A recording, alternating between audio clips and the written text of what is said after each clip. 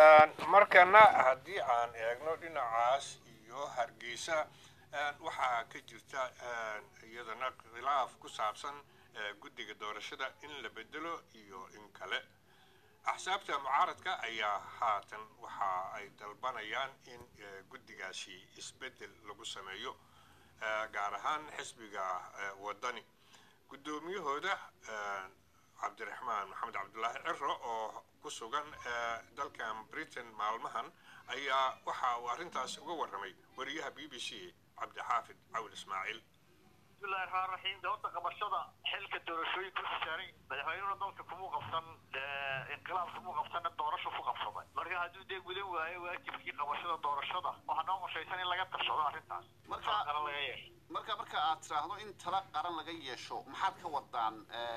ma xisbigiina iyo xisbiga kale mucaaradka aba yaa talada qaran yeelanaya labada xisbiga daway wada jir bay soo jeedin karaan in tala qaran la yeesho waay hagaag xaqiina mudane cabdiraxmaan xisbigiina laftiisa waxa lagu eedeeyaa inaanay diyaar idinka laftiinu aydan diyaar u ahayn inay doorashooyinkani qabsoomaan waxaa dadka qaar leeyihiin weli waxay ku mashquulsan yihiin guuldaradii kasoo gaadhay madaxtooyada taas maxaa ka jira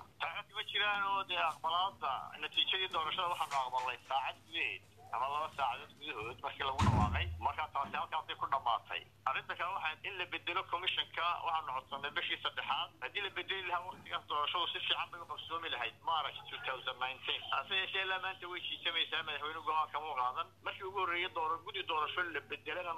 ma aha codsiga iyagu kulmiye laftigiisa codsaday 2009kii maxkamad tagana lama odhan wax kalena lama odhan madaxweyne xilligaa joogay mudane daahir ayaala kahay wuu kala diray si doorashadu u qabsoonto waa hagaag mudane cabdiraxmaan guddidan aad leedahay ha la kala diro maxaa ku diidan tihiin ka xisbi ahaan madaxweynaha waanu qoray qoraal 14 beija sababaha waanu ku wada qoray guud ahaan waanu garsoorkooda inaan ku ganacsanayn baa halkaas ku weey marka ma la oran karaa maadaama oo aydan ku kalsoonayn garsoorkooda taas macnaheedu inuu yahay xataa natiijadii doorashadii ay ku dhawaaqeen inaydan weli raali ka ahayn inkastoo aad ogolaateen way taas oo kama jiro waa laba arrimood go'aanka natiijada doorashadana waanu aqbalnay commissionkana dee xisbigii ugu horreeyay soo jeediyay in la bedelo manihina walaal ku sheegay kulmiyaha soo jeediyay 2009 waa laga aqbalay waa hagaag dhinaca xisbigaaga haddii aynu mudane cabdiraxmaan u soo noqono dad badan waxay sugayaan inaad isbedel iyo dib u habayn ballaaran aad xisbiga ku samayso dhexdiina laftiina tallaabadaas ma tahay mid aad qaadaysaan wasiirihii waanu wadnaa dibadana waanigan imi gudahana waanu bilownay waanu wadnaa xisbiga waxaanu ku samayn doonaa qulafid ama reform haddii alla ka dhigo waa hagaag inta badan mudane cabdiraxmaan ilaa 2000 haddii aynu eegno Somaliland waxa ugu weyn ee laga hadlayaa waa doorashada hal la qabto golihii deegaanka wali fadhiya kii baarlamaanka wali fadhiya kii guurtida wali fadhiya waxaynu ognahay in waxyaabo badan oo asaasiga nolosha dadku ay maqan yihiin biyo la'aan baa jirta wadooyinkii wali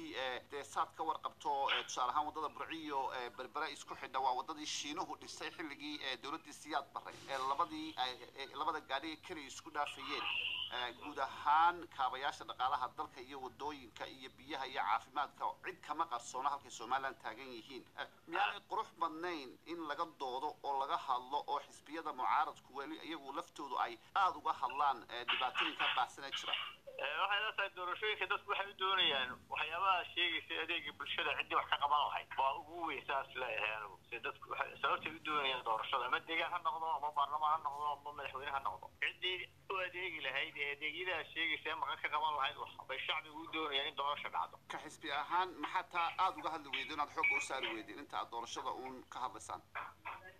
dee xisbigu uu ka hadlaa duruufaha kale ee dalka isagoo weliba wax badan tixgelinaya uu ka hadlaa waanu ka hadli doonaa waxaad tiri mudane cabdiraxmaan qolofrid baanu ku samaynaynaa xisbiga xagga hoggaanka sare waxa ma iska bedelayaan adigu ma murashax baad tahay mar labaad oo soo xilligii musharaxnimada ma taagnaa laakiin hoggaanka sarena shirweynaha la qaban doonaa xisbiga u qorshaysan marka shirweynaha nusfilaynaa dee isbedelku inuu ka yimaado hoggaanka sare haddii alla ka dhigo cabdiraxmaan ciro guddoomiyaha xisbiga wadani